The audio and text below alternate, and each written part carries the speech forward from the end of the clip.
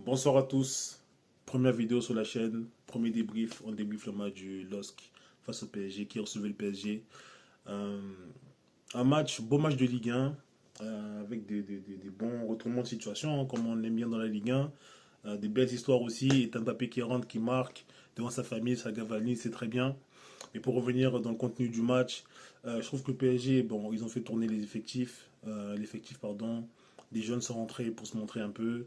Euh, Certains joueurs qui ont besoin de visibilité, de confiance et de faire comprendre aux coachs qui sont aussi là dans la rotation et dans les moments importants, ils se sont un peu montrés.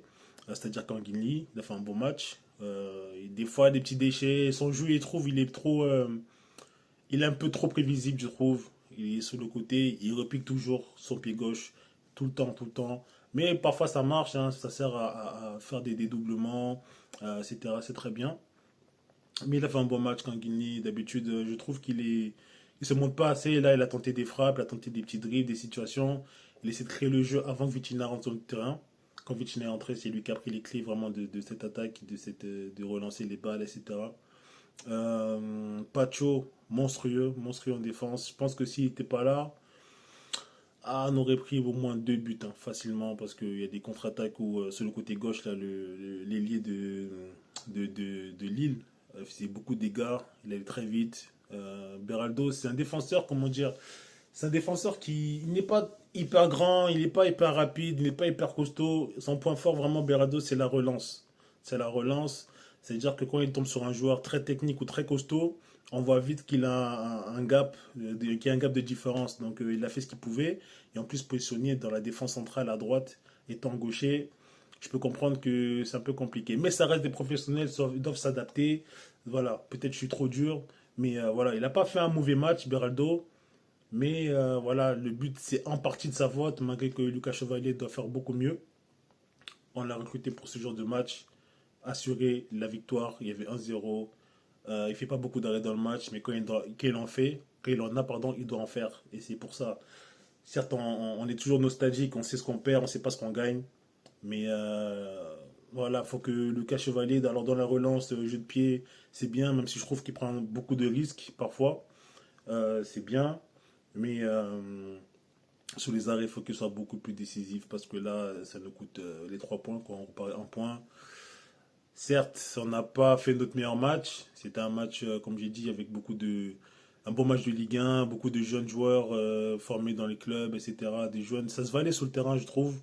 Euh, voilà, surtout quand les cadres sont rentrés, Vitinha, Nuno Mendes, Hakimi, ça a changé un peu la dynamique. Et quel coup franc de Nuno Mendes. Magnifique, magnifique. Franchement, moi je savais déjà qu'il avait ce côté-là. Il avait une bonne frappe, parce que j'avais déjà vu dans certains matchs, même la saison dernière, il a tenté des coups francs, des frappes un peu lointaines qui touchaient le poteau, qui passaient pas très loin.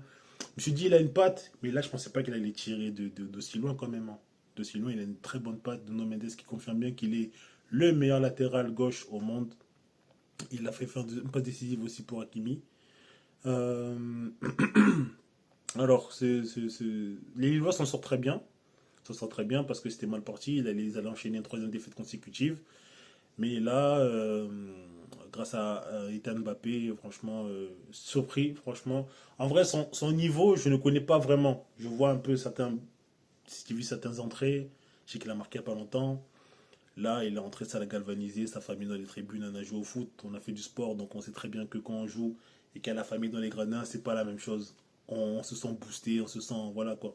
On a envie de montrer à la famille et tout voilà, qu'on se surpasse, etc. Il a eu que 10 minutes, mais 10 minutes, il a fait la différence. Si je dois donner 3 tops à ce match du côté PSG, je donnerais déjà premièrement Pacho. Deuxièmement, Kanguini, qui a fait un bon match. Voilà, Kanguini, bon match. Malgré qu'il n'ait pas marqué, mais il était pas loin quand même. Et le troisième top, ça serait Nuno Mendes, parce que voilà, il a pas eu, il était décisif, il est entré, mais il n'a pas joué tout le match, donc le mettre top en premier, ça serait un peu dire que Pacho il n'a pas fait un grand match, alors que Pacho, s'il n'était pas là, on allait prendre beaucoup plus de buts. Voilà, et les trois flops, franchement, Lucas Chevalier en premier. Parce que là, Staré, là, il est décisif. Il est vraiment décisif. Faut pas rater ça. Deuxième flop, Gonzalo Ramos. Gonzalo Ramos, quand il est remplaçant, c'est R9. Quand il est titulaire, je sais pas qui c'est. J'ai pas envie de tirer sur un joueur de Ligue 1 ou un ancien joueur. Mais voilà, on attend beaucoup plus de Gonzalo. C'est un joueur, franchement, il est très gentil, etc. Mais on attend plus. Voilà, c'est un match, ça peut arriver. Mais je pense que Luis Enrique a voulu donner du temps de jeu par rapport à sa bonne dynamique face à Barcelone. Donc voilà. Et le dernier flop, Barcola. Barcola, je sais pas ce qui se passe dans sa vie en ce moment. Peut-être la fatigue. Ça paye aussi. On paye de ça parce qu'on n'a pas recruté certains joueurs. Le coach a voulu miser sur les jeunes.